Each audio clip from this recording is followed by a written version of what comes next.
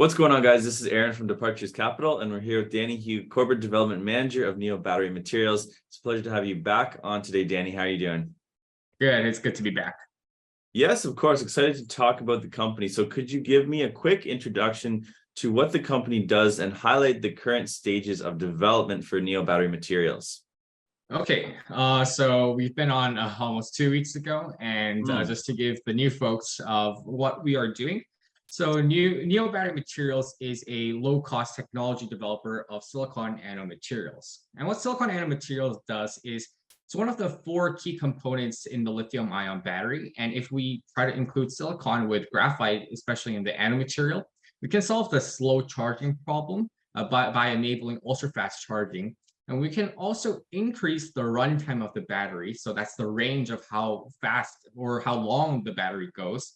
And also we can decrease the expensive nature of EV batteries today. And this is particularly enabled by the lowest cost manufacturing method, as well as the inputs that we use compared to our current competitors. So in terms of the business development, we have over about 40 NDAs signed with global battery manufacturers, as well as EV automakers. And most recently, we signed NDAs with North American battery manufacturers as well. So what we're doing with these NDA parties is that we're sending optimized samples and they're giving us feedback. So we create an effective feedback loop.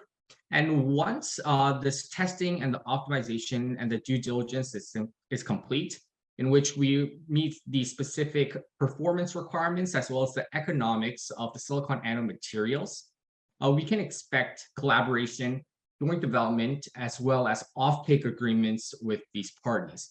And so far, we've built significant relationships with these manufacturers. And these global players have commented highly positive results of our materials, especially with the performance and the economics compared to current state-of-the-art silicon anodes. So in terms of both business and technology, we're in the best position to go to the next phase of commercialization and putting our products into the mass market today.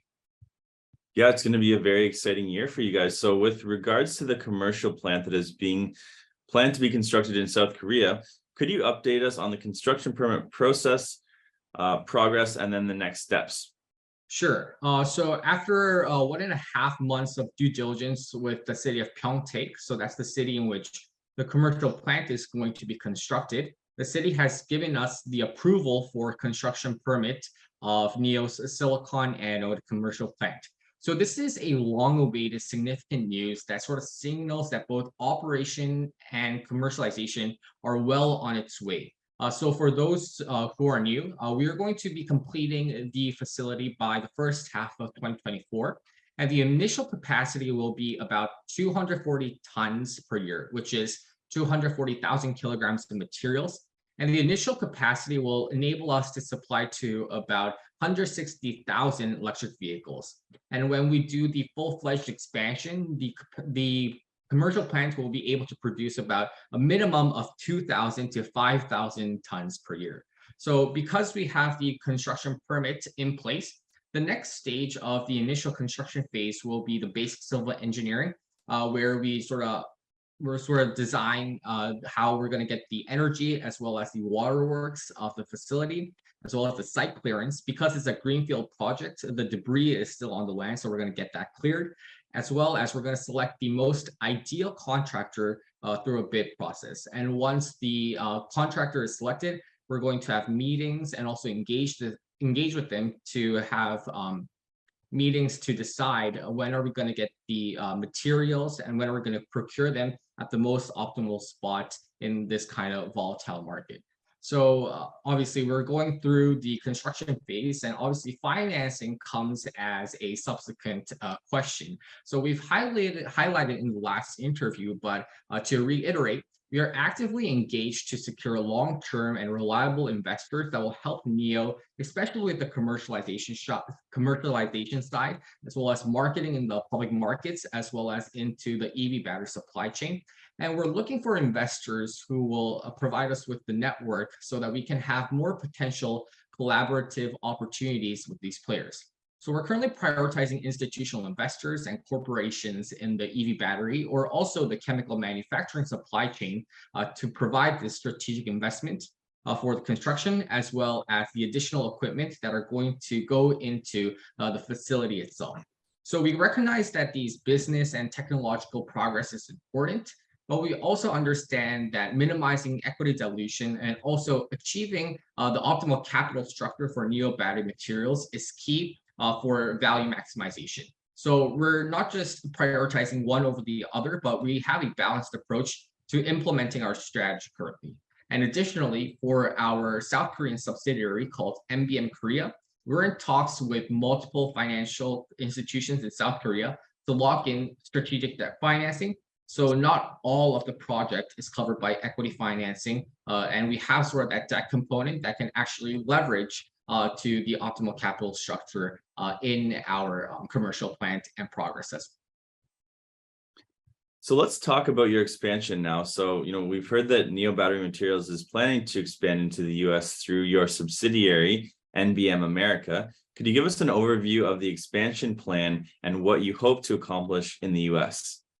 Yes, so we're actually under the process to establish NBM America Limited in February, and this is going to be a subsidiary of the parent company in the US that will be located in Ohio.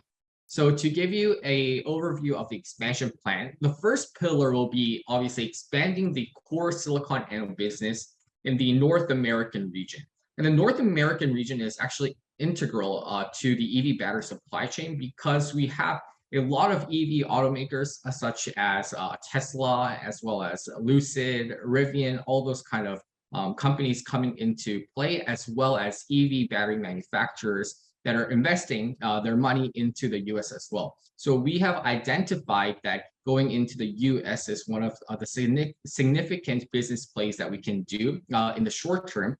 And also in the second pillar, we're also searching for new value-added projects that can add to NEO's business portfolio. So not only are we just expanding on the silicon anode side, but we're also trying to focus on the upstream materials, that's our inputs, and the downstream as well. How can we cut the costs and make our products much more attractive for all our customers, and especially the consumers that are going to be driving these electric vehicles?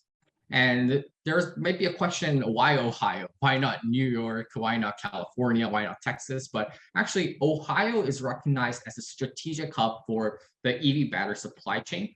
LG Energy Solution, which is the second largest battery manufacturer, currently has 2 gigafactories, one that is with a joint venture with a GM, and one that is also going to be built with Honda. It's coming into the state as well. So when we do establish NBM America, we're going to target state and federal level funding, especially the Inflation Reduction Act. And also, many venture capitalists have been focusing their portfolio on sustainability as well as clean tech. So we're trying to target those kind of funds, to channel those funds into the private company as well. So we've briefly mentioned about growing the first pillar, but the second pillar with the value-added project, we're currently eyeing that was covered on the last interview, is actually silicon waste recycling. So we're actually trying to expand this kind of value-added project into the US. And there's numerous semiconductor firms that actually produce a lot of semiconductor waste. And there's companies such as Intel, AMD, NVIDIA, as well as Texas Instruments that we could be potentially working with. So we'll provide more business developments through further updates. Great. So earlier this week, the company released news about an appointment of a chief science officer. Could you tell us more about that? Yes. So we have appointed Dr. Basudev Swain as the Chief Science Officer. So he's an expert in green material sciences and engineering, as well as lithium-ion battery recycling. So this is actually a significant development as NEO is fortifying our knowledge base and leadership team to pull another leg up into the commercialization progress, especially with increasing the rate of optimization of our products. So Dr. Swain has more than 20 years of experience in the battery materials process development sector, and he has served vital roles in commercialization of mass production systems, especially in this ecosystem, as well as leading multi-million-dollar projects related to batteries and recycling as well. So one of the plus of having Dr. Swain in the team is that he will boost our expansion efforts in the US, especially the second pillar strategy with the value-added project of silicon waste recycling. Because he is an expert in recycling electronic waste, he'll be able to give us another push in establishing a robust value-added project in the US. So to just give a summary, Neo Battery Materials is in probably the best fundamental position in terms of business developments, technological developments, and we hope to deliver to the market and investors good news, especially the expected milestones with the global battery manufacturers and the EV automakers very soon when we do meet those specifications and requirements.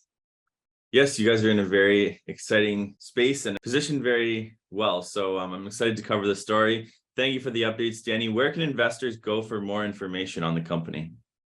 Yes, so obviously we'll be having more interviews with Aaron as well. But in the meantime, if you do have any rushed questions, please do not hesitate to email info@neobatterymaterials.com. And for more information on the company, we have uploaded our January webinar to our YouTube channel, so you can also check out that as well. Great, Danny. Well, thanks a lot, and we'll have to have you back on soon. All right, thank you, Aaron. If you like these videos, kindly hit that subscribe button and the bell for notifications. Drop us a comment down below. We'd love to hear from you. And finally, always remember, Departures Capital is for information, education, and entertainment purposes only. Don't buy or sell a stock because you heard it on here. Buy or sell a stock because you've done your research, you've done your thorough due diligence, and you're making your own personal investment decisions for yourself. This video is not financial advice.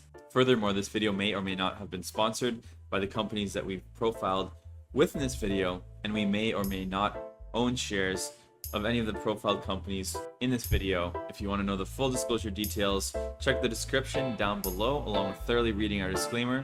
Thanks so much for watching, guys, and I look forward to seeing you in our next video.